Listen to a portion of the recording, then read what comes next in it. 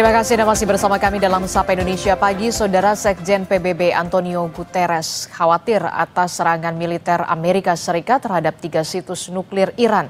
Kata Sekjen PBB, serangan Amerika Serikat ke Iran berpotensi memperparah ketegangan kawasan dan juga mengancam perdamaian dan keamanan internasional. Ago, in this very chamber, I made a direct appeal. Give peace a chance. That call was not heeded. Instead, the bombing of Iranian nuclear facilities by the United States marks a perilous turn in a region that is already reeling. From the outset of the crisis, I have repeatedly condemned any military escalation in the Middle East. The people of the region cannot endure another cycle of destruction. And yet, we now risk descending into a rat hole of retaliation after retaliation. To avoid it, diplomacy must prevail.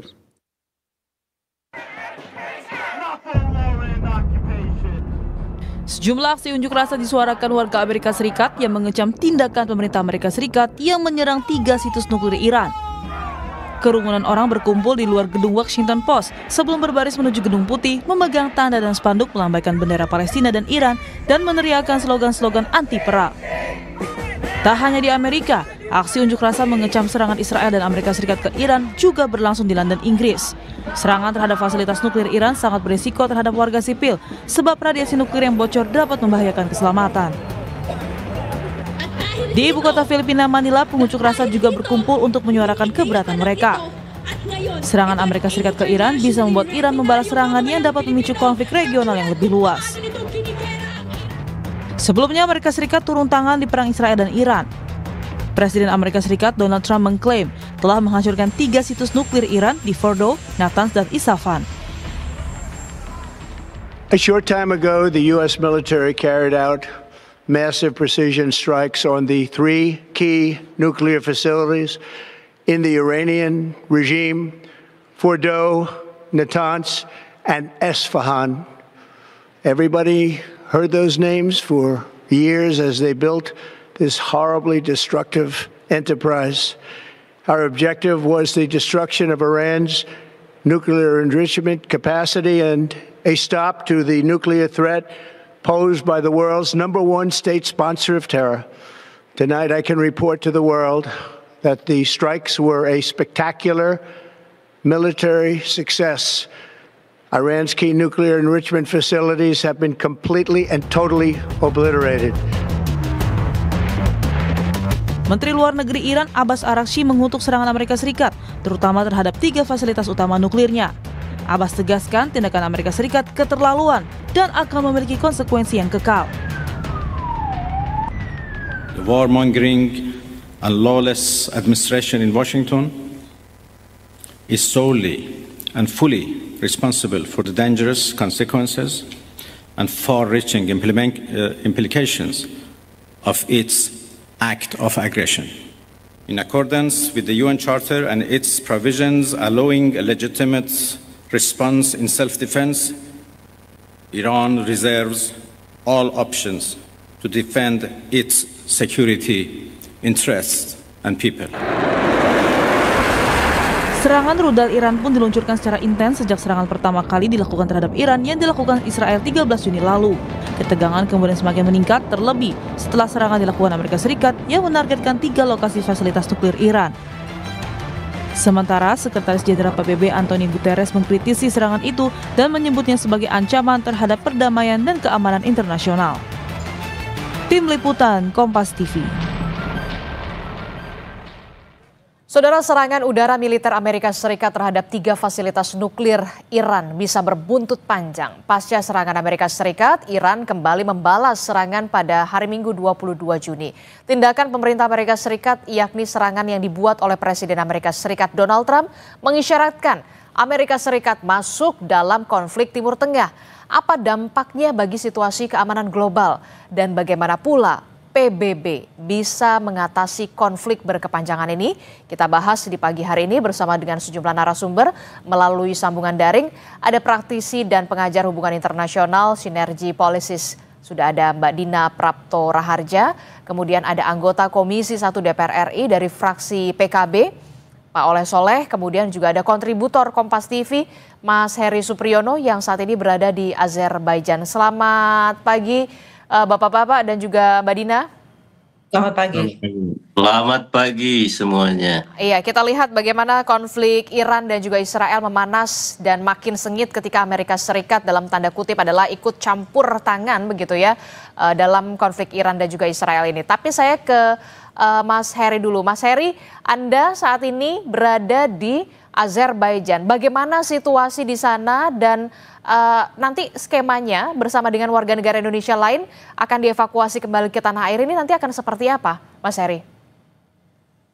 Iya Mbak, kita berada di ibu kota Azerbaijan di salah satu hotel di kota ini bersama dengan 97 warga Indonesia yang dievakuasi dari Iran.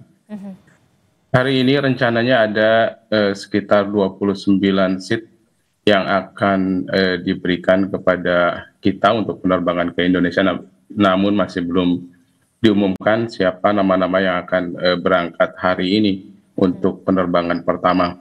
Karena memang sebelumnya sudah direncanakan ada kurang lebih 3 penerbangan ke Indonesia bagi 97 warga negara Indonesia yang berada di Baku sekarang. Begitu Mbak. Oke, jadi hari ini tinggal menunggu siapa-siapa saja nama yang kemudian akan dievakuasi di tahap awal. Di gelombang awal ini ada 29 nama ya yang menunggu untuk diumumkan begitu ya, Mas Heri? Betul, Mbak. Betul. Lalu bagaimana dengan warga negara Indonesia kita yang masih di Iran dan masih menunggu evakuasi via Azerbaijan? Bagaimana skemanya, skenarionya, jalurnya? Total ada 386 warga negara Indonesia di Iran dan 97 warga negara Indonesia yang sudah dievakuasi ke Baku. Berarti sisanya tinggal 289 yang saat ini masih berada di Iran. Dan menurut keterangan terbaru dari KBRI, pihak KBRI di Teheran sudah membuat grup media sosial lokal karena internet di beberapa kota memang dibatasi oleh pemerintah Iran untuk menjaga keamanan, sehingga KBRI Teheran membuat grup untuk memfasilitasi komunikasi antara warga di Iran dengan menggunakan media sosial lokal, dan rencananya KBRI juga membuka gelombang kedua evakuasi yang deadline-nya hingga hari Selasa besok, Mbak. Oke, berarti ini dievakuasi melalui jalur darat ya, atau seperti apa? Iya, sebagaimana kita lakukan di hari Jumat kemarin, kita dievakuasi dari Tehran menuju pos perbatasan Astara, Azerbaijan dan Iran, kurang lebih 9 jam perjalanan. Dari situ kemudian dibawa ke Baku menggunakan jalur darat lagi, dan dari Baku kemudian nanti diterbangkan ke Indonesia begitu. Bagaimana situasi di sana? Sebegitu mencekamkah, dan untuk melewati perbatasan-perbatasan itu banyak jalur yang kemudian pengamanannya diperketat ya, Mas Heri? Selama perjalanan darat nyaris tidak ada hambatan apapun, Mbak, yang dikhawatirkan kebanyakan orang bahwa ada kemungkinan serangan dari dalam. Tidak ada, karena memang yang menyerang ini dari luar, kebanyakan dari hampir semua berasal dari luar perbatasan Iran, dari Israel tentunya, atau Amerika Serikat. Dan selama perjalanan nyaris tidak ada hambatan apapun, kita tiba dengan selamat di pos perbatasan Astara hingga sampai di kota Baku, dan sampai hari ini tengah menunggu giliran penerbangan begitu. Anda masih berkomunikasi dengan warga negara Indonesia kita yang masih berada di Iran, bagaimana situasi mereka, kondisi di Iran sendiri, apakah kemudian makin terbatas kegiatan mereka atau aktivitas mereka, Mas Heri? Ya, saya masih berkomunikasi dengan teman-teman di Iran, termasuk di beberapa kota, termasuk Tehran. karena pemerintah Iran melakukan pembatasan internet di beberapa kota seperti kota Qum yang merupakan konsentrasi warga negara Indonesia di Iran. Kita lebih banyak menggunakan media sosial, aplikasi media sosial yang lokal gitu Mbak, karena yang WhatsApp atau yang lainnya, Telegram dan yang lainnya ini dibatasi oleh pemerintah dengan alasan keamanan gitu. Dan mereka kepada saya mengatakan bahwa serangan yang dilakukan Amerika Serikat kemarin malam dari lokasi mereka tinggal tidak terlalu keras terdengar suaranya, berbeda dengan ketika saya berada di Tehran. Suara-suara ledakan yang lebih kepada antisipasi rudal Iran mengintersep rudal-rudal atau drone-nya Israel itu lebih keras, Mbak. Kalau menurut pengakuan mereka tidak terlalu terdengar karena memang jaraknya jaraknya cukup jauh. Jauh ya. Situs Fordo itu dari pemukiman tempat teman-teman kita bermukim cukup jauh karena berbatasan dengan kota lain Isfahan itu Mbak. Oke, yang paling utama adalah keselamatan dan juga keamanan warga negara Indonesia kita, kemudian bisa dievakuasi seluruhnya kembali ke tanah air. Saya ke Pak Oleh Soleh. Pak Oleh, ini kan kalau kita lihat keamanan, keselamatan warga negara Indonesia kita itulah yang paling utama saat ini diprioritaskan begitu ya untuk bisa kembali ke tanah air. Nah, apa yang bisa didorong oleh DPR perpanjangan dari wakil rakyat untuk bisa kemudian dikatakan warga negara Indonesia kita seluruhnya bisa dievakuasi secepatnya di sana? Pertama ya tentu DPR mengucapkan rasa terima kasih kepada Pak Presiden melalui Kementerian Luar Negeri yang hari ini terus-menerus melakukan mobilisasi dan koordinasi dalam rangka evakuasi warga yang ada di Palestina maupun di Israel.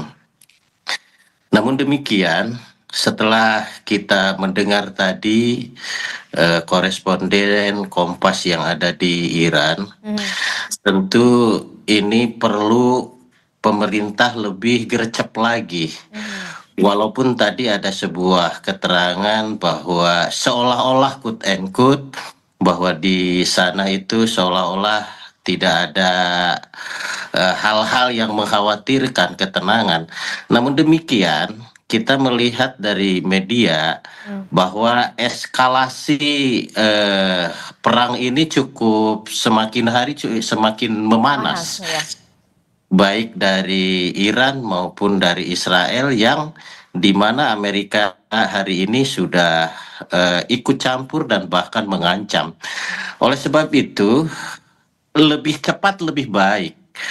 Apa yang disampaikan Pak Presiden tentunya harus segera ditindaklanjuti oleh Kementerian Luar Negeri sekaligus meminta bantuan dari TNI AU untuk segera mengirimkan pesawat dalam rangka evakuasi.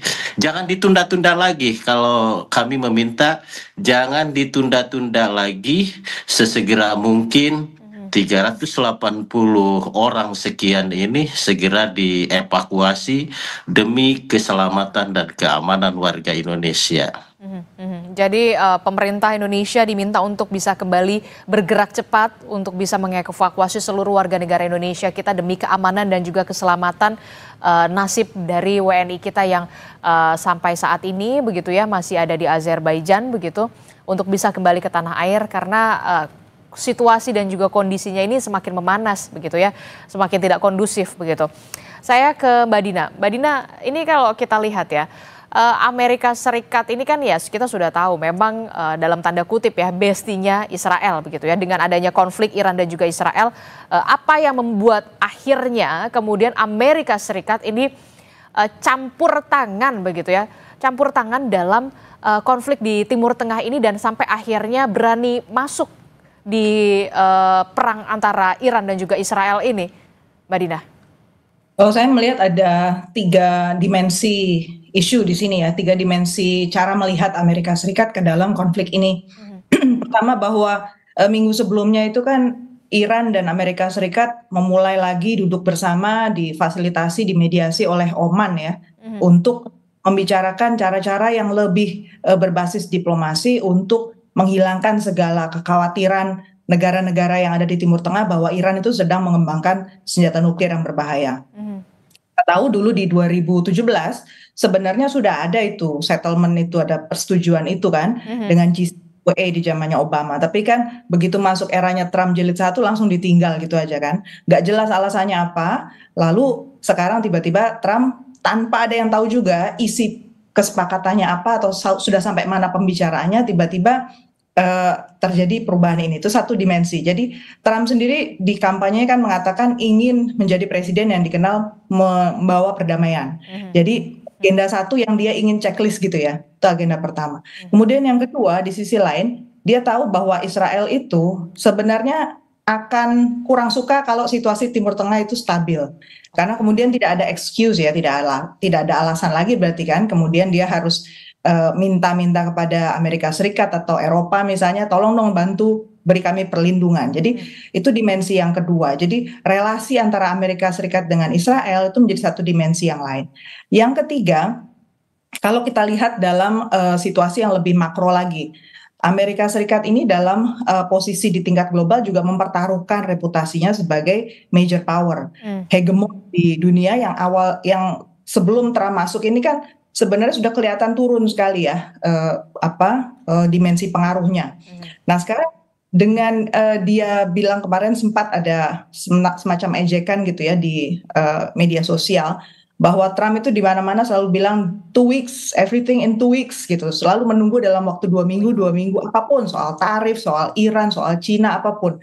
Sehingga itu kan ejekan bahwa Trump ini omon-omon aja gitu kan, kalau bilang mau melakukan sesuatu ini sebenarnya gertak sambal saja. Jadi ini kredibilitas semua nih kan tiga-tiganya yang dibahas.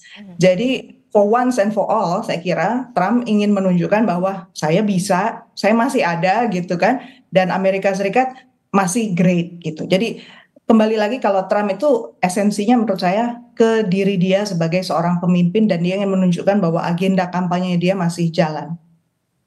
Oke, kalau kita melihat begitu ya, ini kan Israel kemudian punya sekutu dari Amerika Serikat yang saat ini juga sudah melakukan serangan juga kepada Iran. Bahkan ada 3 situs nuklir Iran sudah dibombardir oleh Amerika Serikat. Lalu bagaimana dengan pertanyaan selanjutnya? Bagaimana dengan pergerakan sekutu dari Iran setelah serangan Amerika Serikat kepada Iran? Taruhlah kita lihat Rusia kemarin kita tahu Presiden Rusia Putin sudah bertemu dengan Presiden Prabowo Subianto, kemudian Korea Utara. Nah, bagaimana pergerakannya selanjutnya? Oke, memang satu yang dilihat itu bilateralnya ya antara Iran dengan Rusia, Iran dengan Cina, kemudian Iran bahkan dengan Saudi ya, itu juga jadi dipantau karena kita tahu jalur-jalur yang mungkin atau opsi-opsi yang mungkin menjadi pilihan buat Iran itu adalah ke negara-negara tersebut. Itu penting karena ada BRICS misalnya. Kemudian orang mencoba mengaitkan apakah keberadaan itu akan ada hubungannya. Jalur yang kedua adalah lewat Security Council atau Dewan Keamanan PBB. Dan kita tahu kemarin ada pertemuan emergensi di hari Minggu di PBB untuk Rusia, Cina, dan Pakistan mengajukan resolusi di PBB untuk gencatan senjata permanen dan unconditional, jadi tanpa syarat gitu ya. Mengecam keras mengutuk serangan terhadap nuklir facility gitu kan. Jadi dia tidak menyebut negaranya mana, tidak menyebut Amerika Serikat, tapi harapannya dengan melakukan kutukan itu bisa jelas duduk masalahnya dan berhenti gitu. Jadi 2 jalur ini kalau kita lihat menunjukkan bahwa sebenarnya ekspektasi orang itu kan akan otomatis ada reaksi keras balik gitu ya, aliansi langsung gitu. Berarti sebenarnya enggak. Yang terjadi itu adalah negara-negara yang menjadi opsi-opsinya Iran ini juga berusaha untuk bikin 2 jalur. Jadi jalur depan sama jalur belakang lah ya. Jadi yang mereka menunjukkan sikap untuk tetap menjaga diri, komunikasi di belakang tetap jalan lancar. Dan yang diupayakan berarti adalah jalur untuk tidak membalas dengan senjata militer juga. Jadi ya, karena dugaan saya ini adalah new normal ya. Jadi negara-negara yang lain ini tahu persis bahwa Amerika Serikat sebenarnya juga tidak punya kapabilitas yang cukup untuk perang yang berkepanjangan. Oh, maksudnya juga kapasitas itu bukan masalah senjatanya ya, karena dia juga punya kepentingan senjatanya juga laku di pasar Timur Tengah. Tapi masalahnya adalah secara ekonomi situasi global ini resesi buruk. Jadi dia terus bermain di jalur keras, negara yang lain ini punya kepentingan. Rusia kan kemarin di Saint Petersburg kita lihat juga bikin pertemuan dengan Brazil ya, soal National Development Bank milik BRICS yang saat ini mau coba dipercepat jalurnya supaya urusan ekonomi itu tetap jalan. Orang lain mau seperti apa, mereka ekonomi tetap jalan. Jadi itu yang antisipasi. Jadi jangan cuma lihat jalur depan, lihat juga jalur belakangnya. Oke, dengan kata lain Anda melihat potensi Rusia untuk bisa dalam tanda kutip campur tangan di konflik Timur Tengah ini kecil sekali kalau misalkan kita lihat dengan kondisi ekonomi global yang saat ini masing-masing negara saja lagi pusing gitu loh untuk mikirin negaranya masing-masing begitu, boro-boro untuk perang.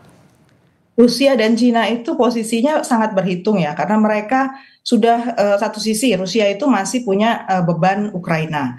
Kalau dia mengambil langkah yang lebih drastis dalam perang Iran ini, bisa dibayangkan rumitnya menjaga konsistensi antara dua teater perang gitu kan. Itu satu. Kemudian yang kedua, kalau dilihat dari soal komoditas, Rusia punya kepentingan untuk menjaga ekonominya dia tetap berjalan. Betul. Dia bisa terus sustain ya, dia punya mau, karena itu juga hidup dan mati dia berhadapan dengan Ukraina yang pengennya pokoknya masuk NATO. Kalau Cina kita tahu dia menguasai 95% jalur logistik dunia termasuk shipping ya. Dan ini kan kita bicara soal Iran kenapa jadi heboh tapi belum banyak yang bahas, itu adalah jalur ekonominya. Jalur ekonomi dunia ini 20% bisa shutdown hanya karena kalau Iran makin panas. Bisa dibayangkan China yang punya kepentingan juga untuk tetap punya daya tawar di tingkat global, pasti mikir bolak-balik dia untuk mengambil jalur-jalur yang bisa nembak kakinya sendiri kan. Oke, ini juga kita lihat ya di harian Kompas di halaman pertama, halaman muka, serangan Amerika Serikat itu bisa picu spiral konflik. Apa yang kemudian bisa Anda jelaskan di situ soal spiral konflik dengan adanya serangan Amerika Serikat, termasuk juga potensi konflik yang diprediksi juga semakin meluas dan apa pula dampaknya tidak hanya secara global tapi juga bagi Indonesia. Apa yang bisa terjadi ketika konflik antara Amerika Serikat, Iran dan juga Israel ini terus berkepanjangan? Tapi jangan dijawab dulu Mbak Dina, kita akan jeda. Usai jeda kami kembali di Sapa Indonesia Pagi.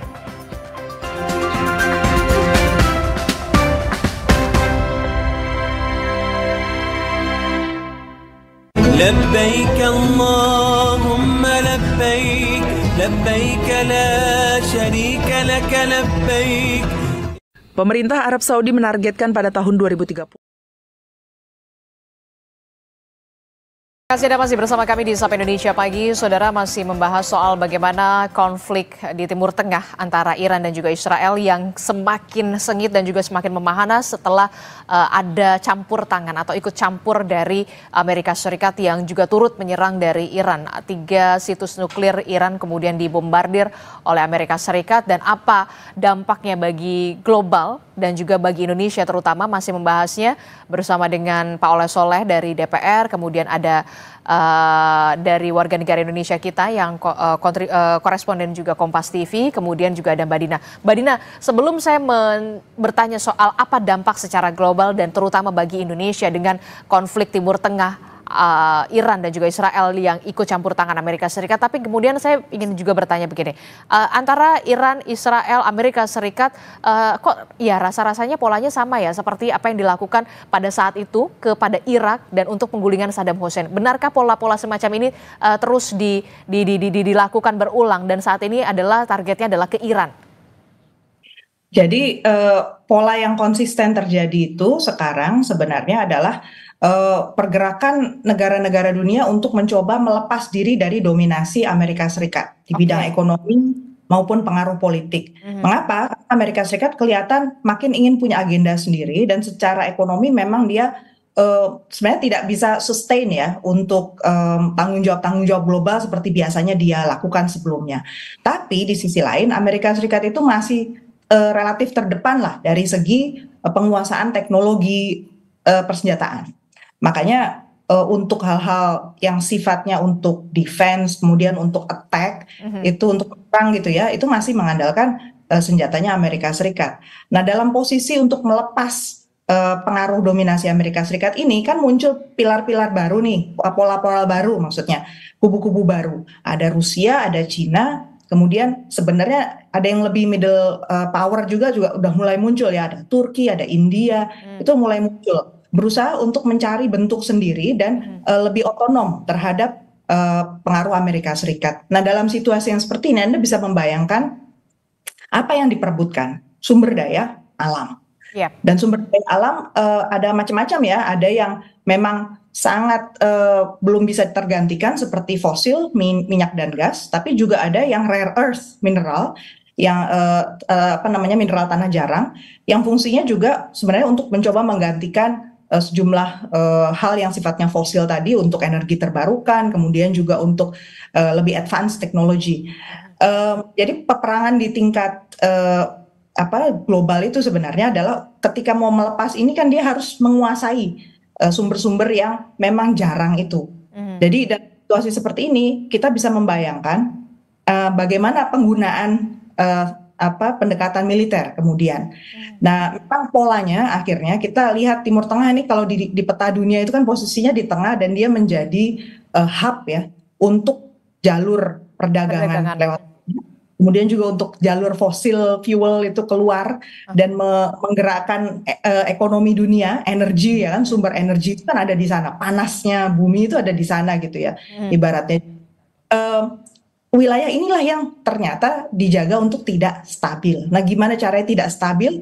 Saya kira ternyata para pemain ini lama-lama makin sadar kalau mereka koalisi antara pengusaha sama pemerintah di negara masing-masing itu mudah sekali digoyahkan, dihancurkan seperti kasus Suriah, Lebanon, Libya itu ya, justru habislah pemerintahannya itu dengan mudah diambil. Nah, ini sekarang Iran yang mau dicoba dilepas gitu ya, antara bisnis di Iran dengan politisi dan pemimpin-pemimpin negara di Iran. Itu yang mau dimatikan dulu nih. Pemerintahnya dulu mati, bisnisnya bisa dilepas. Itu kita lihat.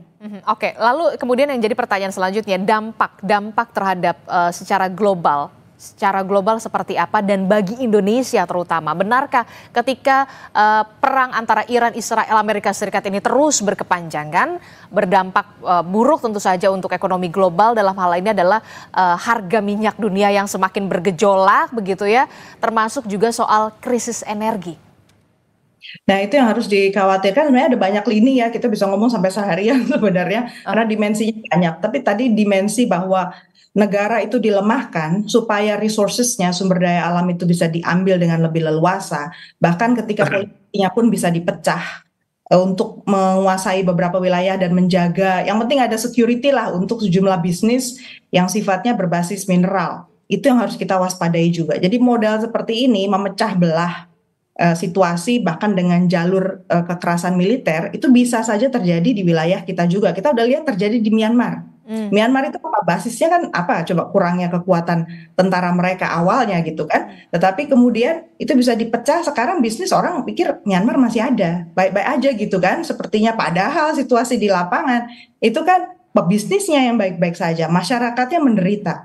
Nah, yang kedua, pola yang harus kita waspadai adalah terorisme. Jadi konflik horizontal antar kelompok masyarakat sipil yang akhirnya nanti berakhir menjadi kelompok-kelompok bersenjata dan menciptakan situasi yang tidak stabil. Kalau ekonomi itu udah jelas lah ya, kita bisnis kita di Indonesia ini masih asumsi APBN kita tuh cuma $85 apa $82 gitu per barel minyak. Sementara kalau ini konflik berjalan terus, asumsinya akan naik sampai $130 per barel. Jadi artinya secara asumsi APBN kita akan makin tertekan. Kemudian yang kedua juga jalur bisnis-bisnis yang sifatnya transportasi, turisme, itu semua orang pasti akan menahan diri untuk spending, untuk mengeluarkan uang. Sehingga ekonomi kita juga ke depan nih belum kelihatan cerah ya. Oke, jadi banyak sekali aspek yang kemudian berpengaruh besar begitu ya, tidak hanya secara global tapi juga bagi Indonesia yang kita harapkan juga konflik ini tidak semakin berkepanjangan begitu ya. Saya ke Pak Oleh. Pak Oleh, apa yang bisa dilakukan oleh Indonesia untuk bisa berperan aktif dalam hal diplomasi, kemudian juga dalam hal perdamaian bersama dengan PBB, terlebih juga Pak Prabowo kemarin juga sempat ke Rusia. Apa sebenarnya yang bisa didorong oleh Indonesia untuk kemudian menciptakan perdamaian ini begitu ya? Paling tidak berkepanjangan lah. Tentu ini Indonesia memiliki peranan penting dalam hal perdamaian dunia, di mana Indonesia memiliki sebuah konsep politik non-blok ya, bisa diterima oleh berbagai belahan dunia, termasuk di Timur Tengah sendiri. Nah, DPR meyakini bahwa trust terhadap Pak Prabowo ini di dunia ini meningkat. Nah, sehingga bagaimana juga kemarin terlihat Pak Vladimir Putin juga sangat apresiasi dan menjadikan Pak Prabowo ini sebuah tamu kehormatan dalam perundingan kemarin di Rusia itu sendiri.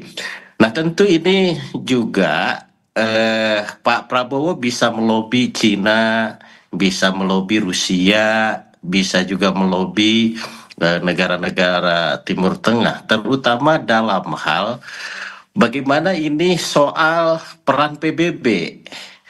Nah, saya kemarin kunjungan ke Geneva ya, bahwasanya ini PBB ini quote and quote ya, ini kan dikuasai oleh Amerika. Apa yang menjadi keputusan di PBB ini juga tidak ada lampu hijau dari Amerika. Ya, ini juga nggak bisa jalan. Salah satu contoh misalkan, Sekretaris Jenderal PBB sudah mengeluarkan kepada Union PBB ini untuk menangkap Netanyahu. Sampai sekarang kan nggak bisa apa-apa gitu. Nggak sampai sekarang malah Israel menyerang Iran, malah menambah penderitaan negara lain. Nah, oleh sebab itu tentu ini soal PBB ini menurut saya harus direstrukturisasi, baik dari sumbernya, pendanaannya, kemudian bagaimana hak veto ini juga tidak dikuasai, tetapi bagaimana hak veto, hak suara ini sederajat seluruh bangsa-bangsa yang tergabung di dalam PBB. Itu yang satu hal. Yang kedua, tentu kita juga Indonesia bisa melobi negara-negara Timur Tengah. Bagaimana supaya eskalasi perang yang dibantu oleh Amerika ini sedikit ataupun bahkan kalau bisa memungkinkan ditutup fasilitas-fasilitas, baik itu pangkalan-pangkalan militer maupun ruang udara, untuk bagaimana Indonesia bisa mengajak negara-negara Timur Tengah untuk bagaimana hayo sama-sama menjaga perdamaian dunia, mengingatkan kepada Amerika, walaupun tadi juga oleh Mbak Dina mengatakan bahwa ini ada tujuan ekonomi, ada tujuan penguasaan, bahwa kemajuan ekonomi tidak harus perang lah, gitulah. Bisa kita kerjasama dengan baik, kolaborasi dengan baik, maju bersama-sama. Jikalau misalkan ini sebuah negara terus menjadi super power terus-menerus, rasa-rasanya kedamaian tidak akan tercipta di dunia ini. Oke, terakhir saya ke Pak Oleh ke Mas Heri ya. Mas, ini kalau Anda ingin menyampaikan, apa yang ingin Anda sampaikan kepada pemerintah pusat dalam hal proses evakuasi terhadap seluruh WNI kita yang sampai saat ini masih ada di Azerbaijan, kemudian mungkin masih juga proses evakuasinya menuju ke Azerbaijan, ada 300 lebih warga negara Indonesia kita yang kemudian menanti untuk dievakuasi. Apa yang ingin Anda sampaikan, Mas Heri? Iya, pertama saya koreksi dulu Mbak. Sekarang sudah tidak 386 karena 97 WNI sudah di Baku, Azerbaijan ya. Jadi sisanya tinggal 289 WNI di Iran.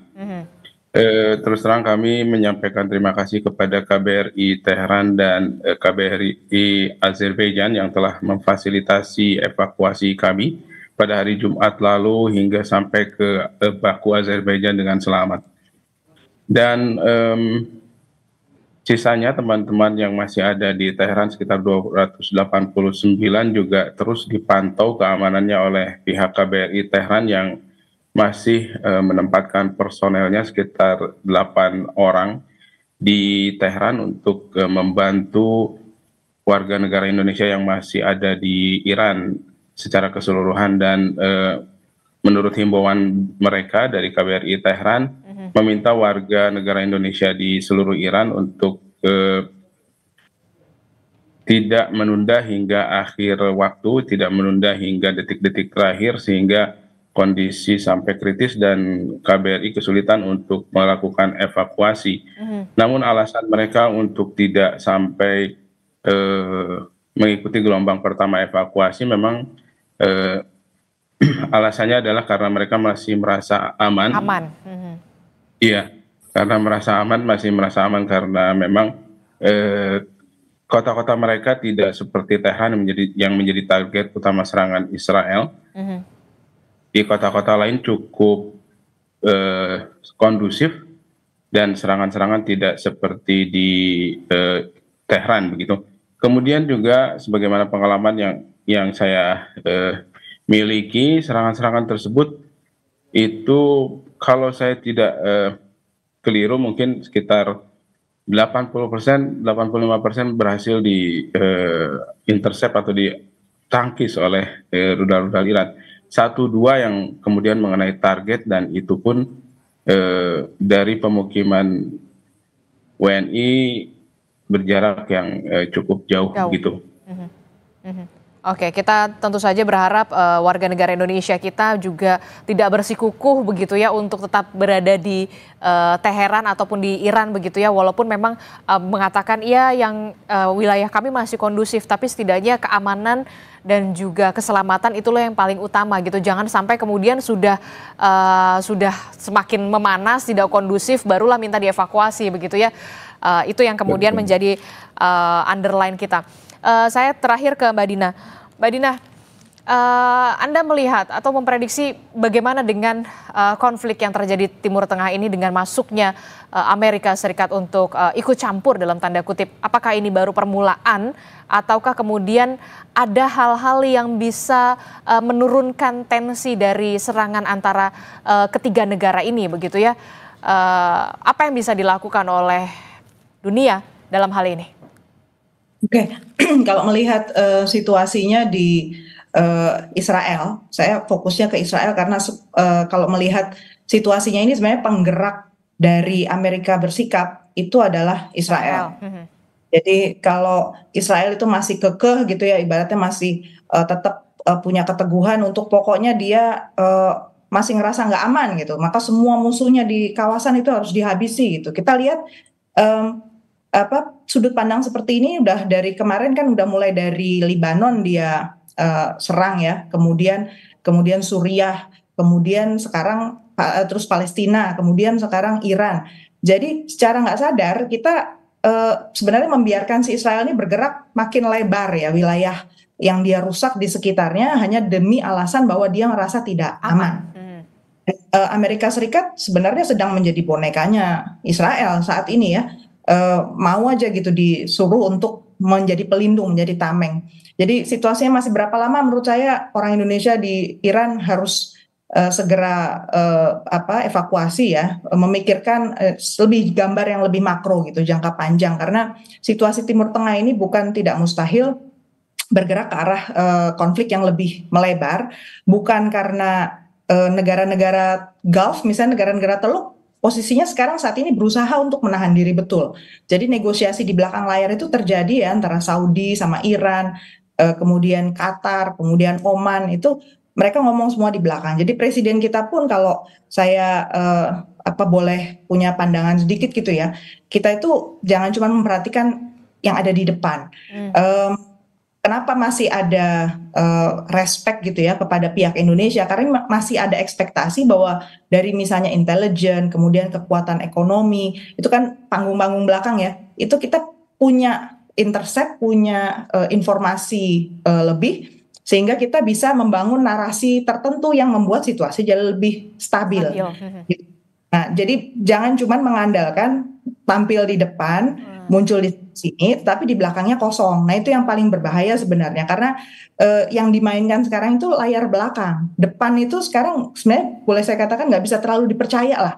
Karena omongannya kesana kemari bilang sudah diserang, sini sudah habis, di sebelah sana juga kita obliterated ya, berhasil menghancurkan ini. Sebenarnya nggak usah terlalu dipercaya karena ini sudah narasi perang, narasi negara-negara yang berusaha untuk menunjukkan eksistensi diri. Kita harus lebih waspada, dan negara-negara Timur Tengah itu dalam posisi sebenarnya nggak ada itu namanya solidaritas antar negara Muslim. Kalau saya melihat dengan gerakannya negara-negara Timur Tengah belum nampak sama sekali. Demikian pula non-blok. Indonesia juga belum pakai, belum juga menggerakkan untuk itu, karena Iran kan udah pernah kita sebenarnya masuk dalam diskusi 2012 dulu.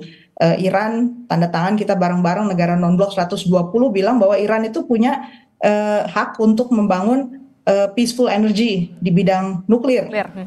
Kita belum punya statement juga ke arah sana. Jadi untuk mengisi satu narasi di bagian belakang, urusan ekonomi kita mesti kuat.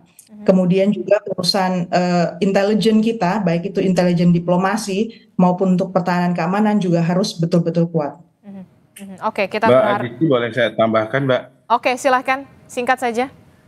Iya, jadi terakhir itu Komisi Keamanan dan Hubungan Luar Negeri Majelis Parlemen Iran menanggapi serangan terbaru Amerika Serikat ke Iran dengan menyatakan kemungkinan Iran akan keluar dari Traktat Non-Proliferasi Nuklir NPT dan akan menutup jalur strategis Selat Hormuz, Mbak.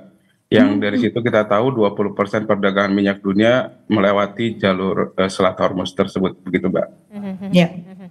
Oke, itulah yang kemudian harus diantisipasi juga bagi Indonesia. Kemudian jangan sampai kemudian konflik Timur Tengah ini semakin memanas, semakin sengit begitu ya, dan juga dampaknya sampai ke Indonesia begitu. Ini kita harus juga memperkuat intelijen kita, pertahanan kita, termasuk juga soal perekonomian kita. Terima kasih praktisi dan pengajar hubungan internasional Sinergy Policies Mbak Dina Prapto Raharja, kemudian juga ada anggota Komisi 1 DPR RI dari fraksi PKB, Pak Oleh Soleh, kemudian juga ada kontributor Kompas TV, Mas Heri Supriyono. Salam kami untuk warga negara Indonesia, keselamatan dan juga keamanan itulah yang paling utama, semoga bisa dievakuasi secepatnya kembali ke tanah air. Terima kasih Bapak-Bapak dan juga Mbak Dina, Assalamualaikum, selamat pagi, sehat selalu.